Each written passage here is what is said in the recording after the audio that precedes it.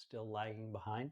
So it's this same scenario of how do I take a bigger, more broader look at what does wealth and health mean to me and to my family? And these are conversations with partners that we don't always have either, right? It's so that, again, it's a question an advisor could ask, at the table with a couple. Like, so what does wealth and health mean to you? Why are we doing this? That's what I could like. Why are we bothering to accumulate all this money? What's it for? Right? We think it's an obvious answer, but I can tell you that people will surprise you with their responses. Well, that's a great point, and asking both partners in the relationship is critical. You do that in risk tolerance, and you find that just because they're married or been living together doesn't mean that they both share the same risk tolerance.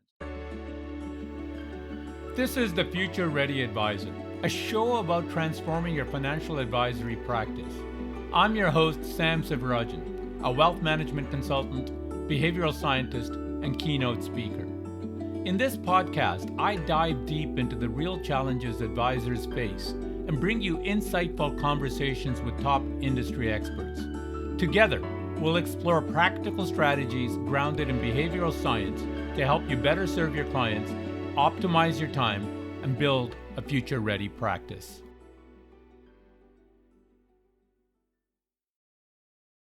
Hi, everyone. I'm your host, Sam Sivarajan.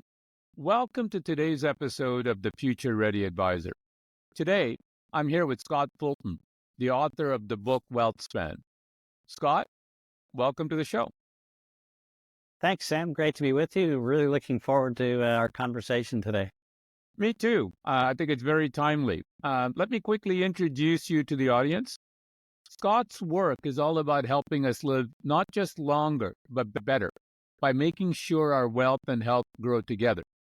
He lectures on positive aging at 2 university campuses, is a member of the American College of Lifestyle Medicine, sits on the prestigious True Health Initiative Council, and is past president of the National Aging in Place Council. His book, Wealthspan, More Years, More Moments, More Money, made #1 on Amazon. Scott is also an Ironman triathlete and lives with his wife in Charlottesville, Virginia. Whether you're a financial advisor or just someone looking to optimize your life, you won't want to miss this conversation. Scott, when I think about wealth and health, I can't help but think about that old joke, till you turn 40, you run with your health after your money. After 40, you run with your money after your health. I can certainly attest to the truth of that statement. Can you share a bit about your journey and what inspired you to write the book, and what personal or professional experiences led you to explore this intersection between health and wealth? Sure, Sam. So maybe there's kind of a funny story that I talk about. When I turned 40, my midlife crisis was not to go buy the convertible, but I went and bought a bike. And that was really a big turning point. It kind of reconnected me with my youth and continues to probably be my favorite activity. I think my experience with aging, I started to be an observer quite young. And so I had a really positive influence with my grandmother, with her cherry red 1967, I think, Chevy Impala 2-door 327 soft top when she pulled up, and I thought, aging isn't all bad. I tell you, that stayed with me all these years of what it can be. But in parallel, as I watched other people, and that was probably through my parents' circle of friends, I observed a number of kind of senior executives, CEOs, kind of go through their retirement or enter in and kind of follow them through over the years that followed. And I saw a really kind of hit and miss, unpredictable outcome that they were experiencing in retirement, which really, I think, caught my attention and continued my curiosity. And as I went through, I'm a researcher, I'm a big data analyst, always been there and moved through lots of areas of research. I started to look for it more again as I got into my 50s and started to dive in more. And so what I started to see were what was missing, right? We all like to think, we look at population data and we all would like to assume that we're all going to be at the median. or the average, depending what data set you're looking at.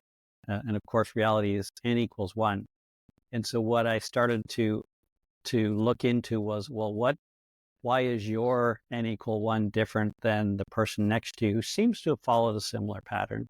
And it just has led to, I think, a lot more nuanced understanding of what's happening as we age, and really those who age well, why do they age well? And you start to realize we've got a view in the US that it's all socioeconomic and it's all money related.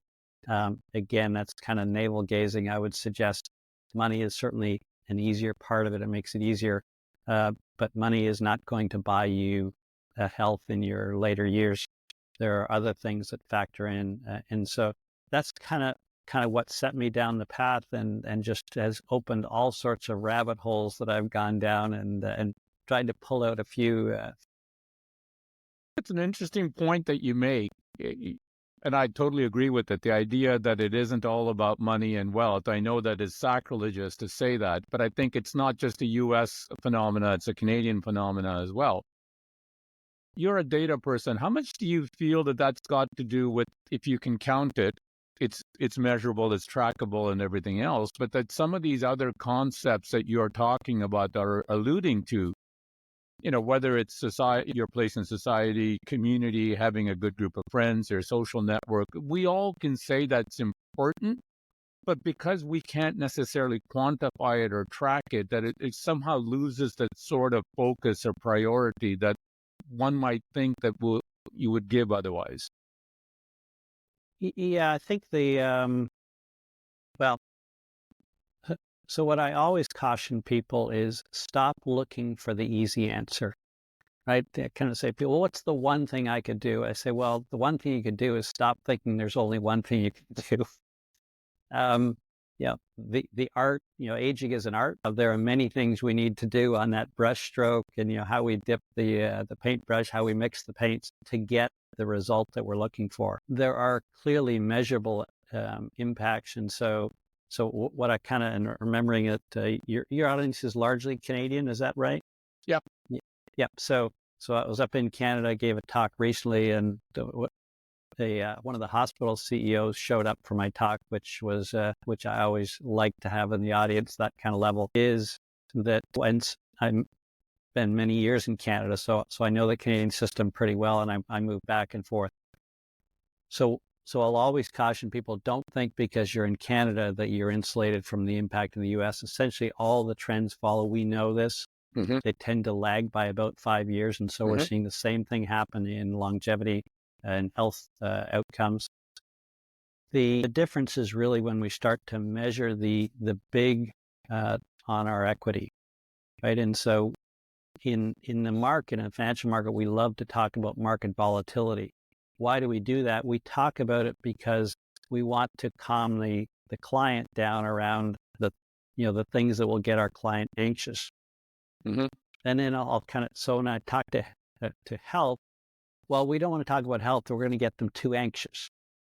Well, that's the same response they have to market volatility. In health, they have actually a lot more influence than they do over what the markets are doing. And so there's a place to play here, because what we understand is nothing will impact outcomes in terms of financial outcomes more than health and their home.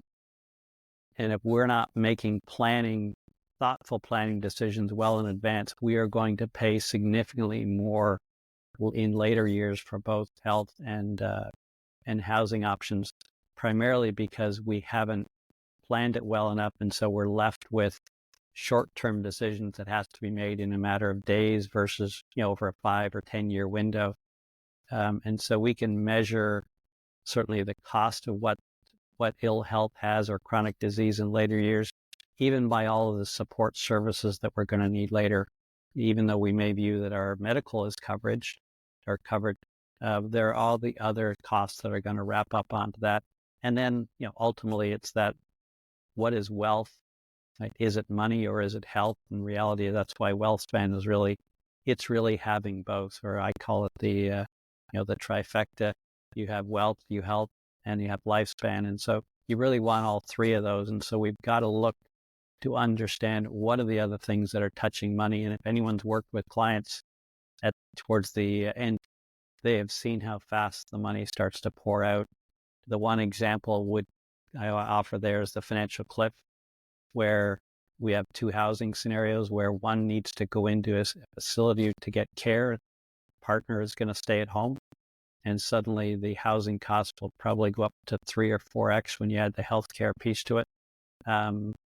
And part of my other work is, what are we doing for the survivor, right? What is the survivor going to be left with? So this is all kind of the planning window that we can start to measure if we start to focus on what are the outflows of cash in later years. That's a great point, Scott. I think the idea that there is a cost to poor health that in some ways can be mitigated if planning is taken up front, I think is a key point. In a place like Canada, where health is a universal care and you're not directly paying for it, but it's paid through taxes, the point that you're making that there's other costs, whether it's reduced lifespan or support services or quality of life, that needs to be factored in, and the impact on surviving spouse, etc. That's a very interesting concept, and a role that, in my view, I think financial advisors can play in to kind of help bring that to bear in the planning process, that it's not just about hard dollar costs that you have for retirement or retirement health spending or retirement home spending, etc. It's some of these soft dollar costs as well. Yeah, maybe what I'll add is changes essentially in healthcare with chronic care.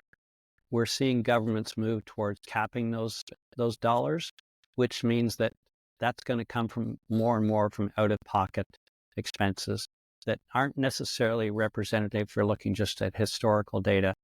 We know that the changes coming in the healthcare and in the hospital systems are already changing far more than people are aware until they find themselves in that situation. You talked about Wealthspan, and I would like to dig in a little bit deeper into that. That concept, it's interesting. It's combining the financial, the physical, the mental, and the social concepts. How, in your talks, in your discussions, how have you seen this concept, that it's not one single thing, it's all of this, resonate with people, particularly when we're looking at today's world where everything is fast-paced? Financial stability and health are often seen as competing priorities. I think so where I get a lot of feedback, particularly in the classroom, where you get that opportunity, but we certainly see it on like on LinkedIn. I try to post some information there every day. There is a growing awareness, and so the two questions that come back to me from people are often on the health side: why isn't my doctor telling me this stuff? Right, and there are lots of reasons why doctors don't do that. We don't need to get into that today, but the other, more to your audience perhaps, is why is my financial advisor talking to me about this stuff? And so, because we're starting to understand how connected these all are. And so I look at it as Wealthspan. We can look at clients' financial health as being a three-legged stool. One leg being wealth, the other being health, and the other being housing. Upset any one of those, and it's going to pull the other two down with it. And so I think that's what people are. I try to be as direct as I can and transparent, and people they get it. It's more that, why haven't we been having the conversations? Right? So we kind of, like, there's things you say to someone and say, yeah, I kind of knew that all along, but I've actually never articulated the thought, or it's never come up in conversation. So that's where I try to dig into what are the conversations we're having in our head and we're rationalizing, but we're not having them with each other, for whatever reasons we've avoided it. So I think there's clients, I think, really value a more holistic approach, because they want to know that someone else is looking at it from multiple perspectives and helping ask questions to them to look at it from different perspectives, because it's really hard to be forward-looking in our own lives. We all tend to I ask a 9-year-old, I feel like I'm in my 20s. Right? We hear people say that all the time. And so everything that kind of connects this concept of wealth, health, and lifespan together is actually how we operate every day. We just don't tend to think about it that way. That's a great point. It isn't necessarily that it's complex. A lot of things, I believe, isn't. I mean, investing, for instance, I always say it's simple, but it's not easy. And what I mean by that is that conceptually, there's nothing hard about it. It's the behavior component that makes it very difficult. And there is an element, I believe, that people may be having these thoughts, but they may also be feeling that it's just them, that this is a concern that they have that isn't really a legitimate concern. They're not doing something right. Everybody else has got it figured out, and it's just me that doesn't have it figured out. And what I understand you saying is that a financial advisor that can help bring that to bear, ask those questions, is almost giving the client permission to feel this way, to look at things that aren't quantifiable or immediate, and feel good that they're actually thinking about some of these longer term pieces that are going to have major impact on their lives. Yeah, well, one of the things I've started to do for the financial community is to provide it. It's a 6-part series that I came up with, again, having worked them and talked them for many years. Is there's an education component, but the part that I think the financial industry has really stared away from is letting clients talk to each other, right? Because that's where, like, your situation is different than mine. And if I line everybody up in a table or in a room, we start to discover there are many different scenarios, and mine may look a little bit like 3 other people kind of put together a composite. And so it's a way to invite conversation around these topics that just allow clients to talk together and start to now fuel a conversation. I think that's always an enlightenment that I think the advisor or the financial community has not tapped into. It's tended to all be one way. Like, people will say, "Well, you give me a talk." I don't do many talks anymore for the half-hour talk to promote my book or something, because I can't give you what you need in a half an hour. I can't give you what your clients really need if you're going to invest in your clients. And so for me, it's once I started to do this and I see the aha moments as people start to come out of there, and the energy that happens when they come out of there, and the advisors involved in it kind of say, "Thank you. Like, I didn't know how to start that conversation." And they don't even need to have the conversation, but people want to have this conversation. So providing a venue to have the conversation is a lot of what this is about, I think, and it's maybe harder to do one-on-one because it feels too personal. So what are the other ways that we can do that to facilitate it? That's a great point. And along those lines, the question that pops into my head is, how do you address the challenge, or how does a financial advisor address the challenge of helping individuals shift their mindset when it comes to positive aging? One example that I want to use here is from your book, which I think is apropos. I think you talked about the idea of a best before date, that you use the example that nearly every packaged food item has a best before date. We understand that from the health benefits of early intervention before disease, but we don't think about it in other aspects, the other legs of the stool, housing, for example. Yeah. So the example that you talk about is that, and most listeners can relate to this, is that we invest substantial energy in preparing for a newborn to arrive, but we don't necessarily do the same in thinking about how we prepare our housing for our later years, etc. And that's a mindset issue. Can you talk a little bit about that as to how you would approach it and how financial advisors might be able to approach it? Sure. So again, we kind of come back to say, what are the things that are going to impact your future in terms of future net worth, and one of them will be how protected you are by your home. So your home is there to provide a service to you, right? Is your home supporting you over the years of life. And I'll tell you, one of the changes coming is our homes will be, we saw it through the pandemic, more people started work from home. So one of the changes that happening primarily, again, because of some capping on healthcare spend, but also tech and labor shortages, but also technologies coming that is going to intentionally keep people in their home much longer. And so I kind of tell people this idea that you have an option of aging in place is being eroded. You probably don't have, it's probably only going to be. And so if we think about it, we can wait until the last possible minute. Would we do that? Well, until I actually see the baby born, I don't know if I want to go to all that trouble of the shopping, because maybe it won't happen. Well, it's kind of like as though old age won't happen or death won't happen. It's going to happen. And so given it's going to happen, we have two choices. We can bury our head in the sand, pretend it's not going to happen, or we can take a positive view, which we would say in past generations, of celebrating elderhood and to say, what an opportunity that I have, right? And what did I retire for? I didn't retire to stay young.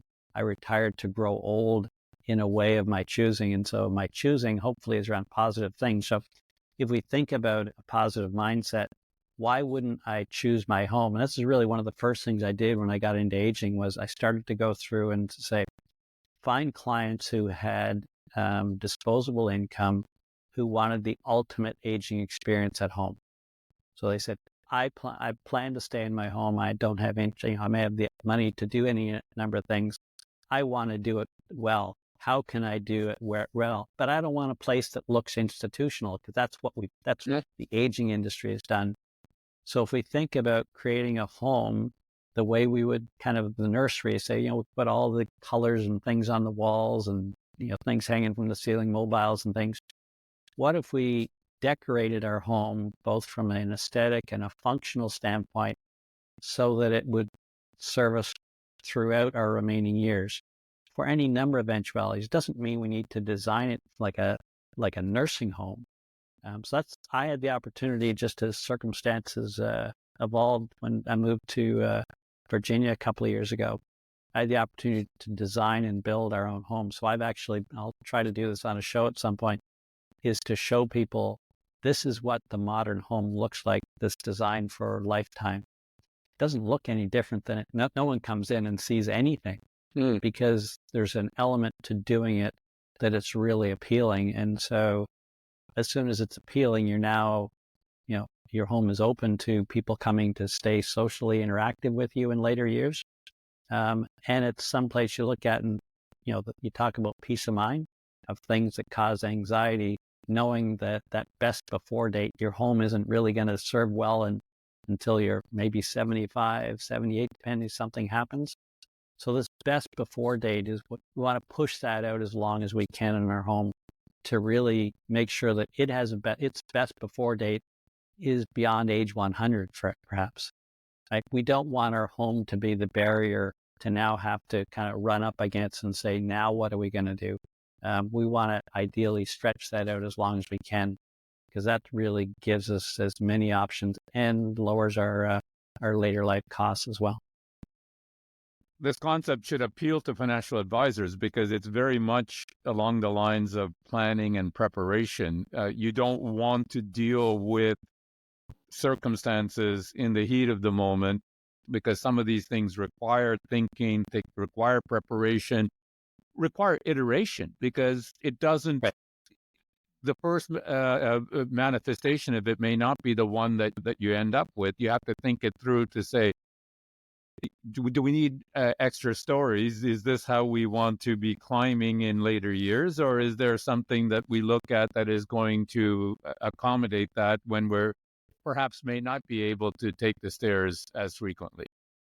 Yeah, it's a strategy, right? Like everything, like I actually view it as a portfolio, right? We view an investment portfolio as having the elements to maximize returns and minimize risk, that, or at least balance those two. And so our home should be the same approach as a portfolio of here are the sorts of things that we want our home to be able to do. How do we get the most out of it? Or ideally we get everything out of it, but that's okay. If we get 80 or 90%, we're still going to be well ahead of where most people are. And if we approach it that way as a strategy, we can say, okay, what should we do first? And there's financial decisions as part of that, right? So I think in the book, I give a model, an example of put $50,000 in at retirement, or retirement, maybe you work another 6 or 9 months to get that, to really equip your home with the things you would like to have it to now become a lifespan or a lifetime home. $50,000 sounds like a lot of money to everybody. But flip that around and say, what are the late life costs, or what's the return on that investment down the road? Forgetting about even the emotional investment, the hard returns on that are really easy. So I tell you, in the US, the return on that is going to be, in today's dollars, about 6 months. So if it allows you to stay in your home 6 months longer, you're going to have that. But in reality, you're going to have a much better life experience by kind of setting your home up in a way that's going to serve you for many years, in a style and aesthetics that's to your choosing, versus that. Well, the classic one is, mom's had a fall and going to be released from hospital, but can't come home because the home isn't set up to allow her to get in and out of the house safely or move around the house. So what are we going to do? We're going to have to find interim care. And then, while she heals and while we get work done in the house, and getting a contractor to show up, and actually give you a price and do the work. Yeah, that's not a weekend activity. Those are difficult decisions. So everything just gets escalated the later you leave it. And so you do a client a great service by kind of helping them think through those things early. Makes total sense. And on that note, for financial advisors, what do you think are the key considerations or the key conversations, I should say, they should be having with their clients to get them to start thinking along these lines, aligning their the wealth, their health, their housing, at least start thinking about how those three play together well in advance? Yeah, I think we don't have to overcomplicate it. We don't have to overburden advisors with this. A lot of what I have found, this is what I tell to my students, my goal in teaching is pretty simple. All I want to do is help you ask better questions. So what information can I feed to you, or questions that I can pose to you that will cause you to ask better questions? And so I think on this, one of the questions is we talk about horizon planning, right? So, are you using the default of 95 years? What are we planning towards? And money is only one of those things. And so, if we're having that conversation with a client to say, is 95 the year we're going to plan for? How is your housing? Is your housing set up for 95? What's that strategy look like? Or what are the scenarios you have in mind for that? It's a question, right? The client could say, none of your business, I don't want to talk about it. Done, right? You've given them a chance. How do you feel about your health outlook around achieving that, right? It's simply not that you have to have answers to it. It's really helping the client to start to think about these other levers that are going to have a big impact on that number, not just the amount of money. Having all the money you need and then giving it all away to the healthcare system.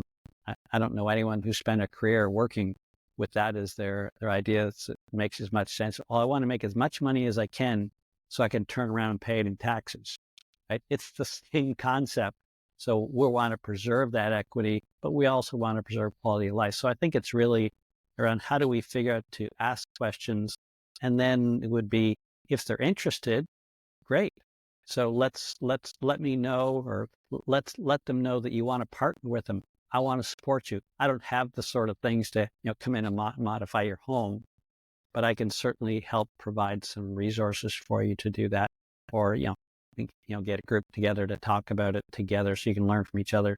There are ways to do that don't encroach on the regulatory environment that the industry obviously has to work on. So those to me are really just like we need to be asking questions and allowing some conversation to essentially normalize these conversations the same way we would normalize market volatility. We don't want you getting anxious just because the market fell 50 points or 100 points yesterday. These are the normal things. It'll recover. The difference, of course, is the housing challenge will not recover if we haven't planned for it well. Health may or may not recover depending on what the disease is. So these are all things that we should be normalizing as part of our conversation. I totally agree. I've always believed that the role of an advisor is to ask questions, lots of questions, and maybe the point I would emphasize is that those questions should also be more open-ended and perhaps on non-monetary things to get ideas and things going through the client's mind. The idea of saying that we're planning from a financial perspective till age 95. How does housing play into this plan? Are you planning to retire and stay in this home for that whole time period? What might be needed to make sure that you can live there when you're 75, 85? And asking those kind of questions in the more open-ended and less directive it can be is, I think, helpful. And these may be questions the client has never heard, never thought of. And I think the important thing is that that's okay. It's in fact, it's not necessary for either the advisor or even the client to have an answer to that question. Right. It's that the question is asked, that it sits there in their subconscious, and maybe a week, maybe a month, maybe 3 months later, they come back and say, you've made me think. And I realized that I hadn't really planned. Yes, we've got a financial plan till 95, but I don't have a housing plan. I don't have a health plan. I want to explore that a bit more. Yeah, and some of these just require time. So I'll give you my own example is I have 4 sons. 2 of them live in Canada, 2 in the US, and they're in 4 different cities. So if my later life plan is to be a resident near them, which one is it going to be? Mm-hmm. I can't answer that today, but I don't want to have to answer that in a crisis situation, right? I would like to, over time, kind of see how their lives evolve. They may move 3 times between now and when that decision may come up anyway. But the point is, time to process this in low stress conditions, get to test it out are really great opportunities. But it's only if we ask the questions early enough just to see the answer. And it's to your point, right? And I don't need an answer, but these are the kind of questions that are really going to matter, because we may want to adjust your planning in terms of financial planning to make sure that we're accommodating it.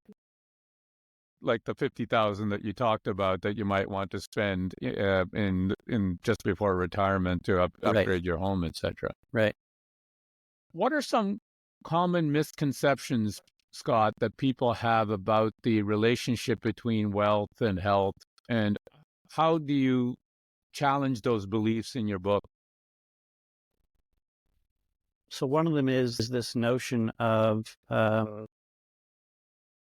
that disease only happens to poor people, or the less affluent, but we're always, or that it only happens to those who don't have a healthy lifestyle, right? That, or flip it around and say, well, because I'm a runner, I'm not going to get heart disease and I'm not going to get cancer. These are common things that, and what it is we're rationalizing all the time, right? And so if we think about kind of the health and wealth piece, I think it's really around a very holistic view to say what is wealth or the health across not just my lifespan, but across my family or my loved one's lifespan. And so that really involves, and this is where I kind of see the particularly in the husband and wife scenario, where they are programmed differently, right? So we know that, interestingly, the men focus on the money and the women focus on the nurturing and care of the family. Traditionally, these are kind of what we see, right? And then we can kind of take it later in life. And so particularly the scenario plays out where the husband is older and will typically die sooner and have disease issues earlier. The survivors left with the wife who's so focused on caring for her husband, wanting to make sure he has the right care, and then what she left with at the end of the day. And so this is the issue around what's going to be there for the survivor. These are really difficult decisions to make again in the crisis, particularly once you commit to something. So, Right. so I have people come and talk to me. I was out cycling, and one of the guys he's a doctor, and he talked to me about it. And it was just the two of us. We were waiting for the other group to get there, and he was telling me about the scenario with his mother, that the kids were all adult kids caring for their mother and in a facility, and they said, we didn't really expect her to live this long, and she could easily go another couple of years. And he said, quite honestly, I can't afford it anymore. I'm not going to have enough for my own retirement. And so it's but what do you do at that point? Right? So this is the difficulty if we're not kind of making those bigger holistic plans to say, whoever goes first, what's that scenario? And whoever goes second, what's that scenario? So I think it really is that big, 40,000 foot view of what is wealth to you? What's the purpose of wealth? What is health to you? What's the importance of that in terms of active, minimizing morbidity? So maybe that's the other, just to throw in here, is there's people rationalize all sorts of things. One is that, well, I don't want to live too long because that's going to increase my risk of Alzheimer's and kind of being in a nursing home. If you're worried about getting to 110, that's maybe more legitimate. But in reality, is the healthier we remain, the less our morbidity period is at the end of life, and the longer we live. So if we work the numbers, it's generally worth about another decade of life. So for a 65-year-old, that's worth about another decade of healthy years with no or probably less morbidity at the end of life than they would have had living shorter. So it's so just to kind of take it one step further, and I mentioned earlier about trends in Canada follow the U.S. So in the U.S., if you look at mortality data, since 2010, life expectancy flatline in the U.S. And I go back and I dig right into that data. What's actually happened in the U.S. is that for every person living longer, one is dying sooner. That's unprecedented in modern history, right? And so we're starting to see the same thing happen in Canada. It's not there yet. It's still lagging behind. So it's this same scenario of how do I take a bigger, more broader look at what does wealth and health mean to me and to my family? And these are conversations with partners that we don't always have either, right? It's so again, it's a question an advisor could ask at the table with a couple, like, so what does wealth and health mean to you? Like, why are we doing this? That's what I could, like, why are we bothering to accumulate all this money? What's it for? We think it's an obvious answer, but I can tell you that people will surprise you with their responses. Well, that's a great point. And asking both partners in the relationship is critical. You do that in risk tolerance, and you find that just because they're married or been living together doesn't mean that they both share the same risk tolerance. But asking them, what does wealth mean to them, or what does health mean to them, or what does their housing plan in their later years, etc., asking both husband and wife or partners or whatever it is an interesting conversation to have, because to your point, likely that conversation's perhaps not even occurred between the partners, let alone in front of the advisor. Yeah, it's like, you could take, like, I'm an architect, for example. What am I designing for, right? A financial planner is designing for something. It's not simply acquiring as much money as possible. That's clearly, through the accumulation phase. But in terms of talking about retirement, it's a place I would say the industry has really, I'll say that there's a lot of opportunity. That's the positive way of spinning. No, I believe right? I believe you're 100% right. There is a lot of opportunity, and we're just starting to get to the point where these conversations are occurring for a whole bunch of reasons, sociographic, demographic, etc. Maybe I can have one quick follow-up question before we end the podcast. Along the lines that you just talked about, do you have any thoughts or suggestions for advisors and how they might think about measuring and tracking the progress of their clients and helping them achieve this balanced wealth span, looking at metrics beyond the traditional plan metrics, etc.? Right. So I think if I kind of use the traditional, are you planning to downsize your house? Right. So we'd kind of put that in, and when, and so we'll say, whatever the house is worth and maybe the downsize, you're going to make some assumption. I think that's an example of an opportunity to go in deeper, to say, okay, well, let's look at housing across the plan and and so we have milestones. And by virtue of putting a milestone into the plan, it get every subsequent visit, right? We're not talking about solving all of this in one client meeting. It's over, over the period of the relationship. Where are we on that housing plan, right? So these are questions to ask. Has that changed, like around kind of what your views are? Or, again, I mentioned like my kids, well, they've moved and somewhere, has moved in a location. No, I couldn't go there. Well, actually, one's moved to a great location. We're thinking about moving earlier, right? So these are fluid plans, but I think everything, what I would like to see are things that we can measure in terms of activity, right? Because this is the hardest thing we see in retirement is paralysis. We get paralyzed over making a decision to act. I call it, when with couples, to say it's partner paralysis. One says, you're taking me out of here feet first, and the other says, I can't wait I know the place I want to go. And so they kind of wait to see who's going to be the first to die. Kind of a strategy is the extreme, right? It's these are measurable milestones. So I'll kind of use that upgrades to the home. Well, where are we on that? Right? Have you done that? This is anything that kind of breaks the paralysis or helps them make a decision around some of what you might feel are non-financial matters, clearly are financial matters. And I think that's kind of drop that in. There's a lot of activities come up in the industry around non-financial planning, which has big financial implications in many times. And so understanding what's going on in that space that I maybe should be more aware of. And so I think the housing is the obvious one. Yeah, around asking questions around where has anything changed in health. And again, I get in terms of privacy around health information. So it's not that you need to know anything about a disease, but is there anything changing in your health that you think will impact your housing? Right?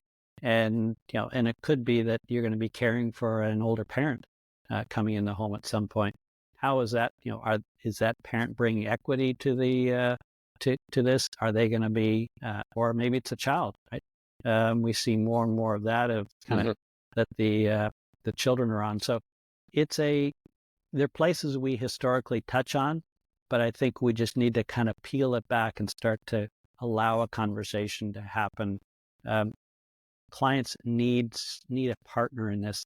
They don't get to talk about the money implications in a real sense. They'll talk about how much they spent on the home or upgrades, but they don't have a partner in the thought process around the planning concept. I like that.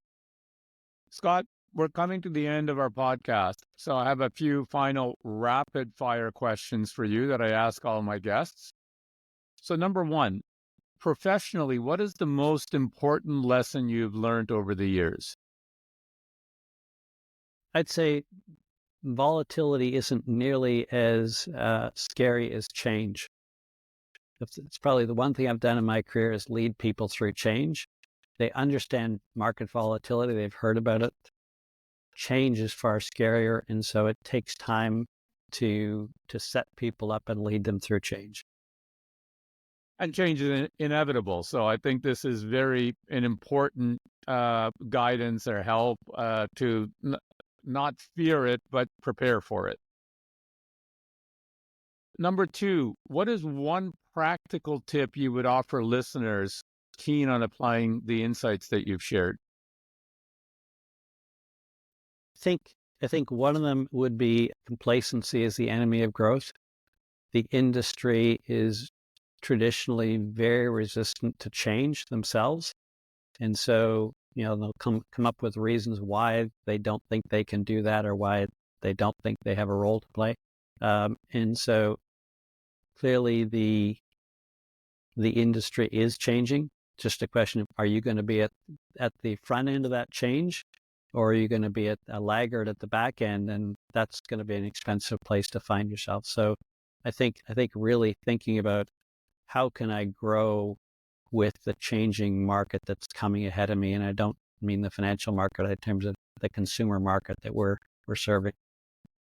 That's a great point. And it comes up to the point you made earlier when you said that we're at the forefront of this. There is an opportunity if one chooses to see it that way and prepare themselves accordingly.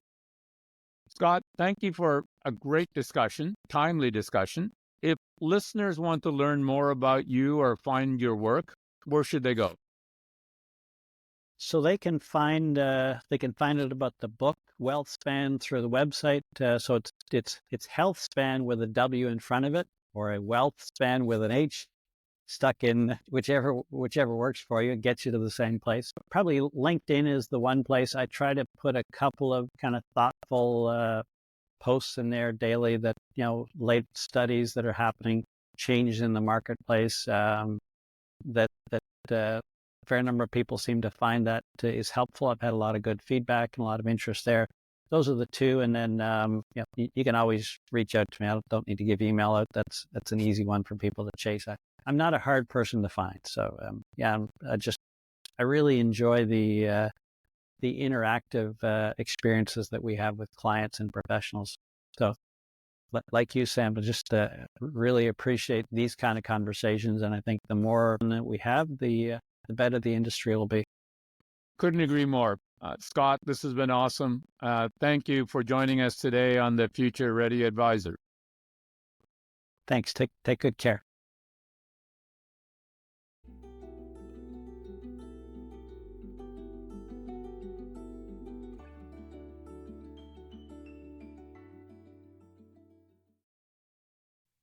In this episode, I chatted with Scott Fulton, author of Wealthspan, about the importance of integrating health and wealth in retirement planning. Here are my 3 key takeaways. Number 1, holistic wealth planning. Scott's concept of Wealthspan emphasizes that wealth and health must be managed together.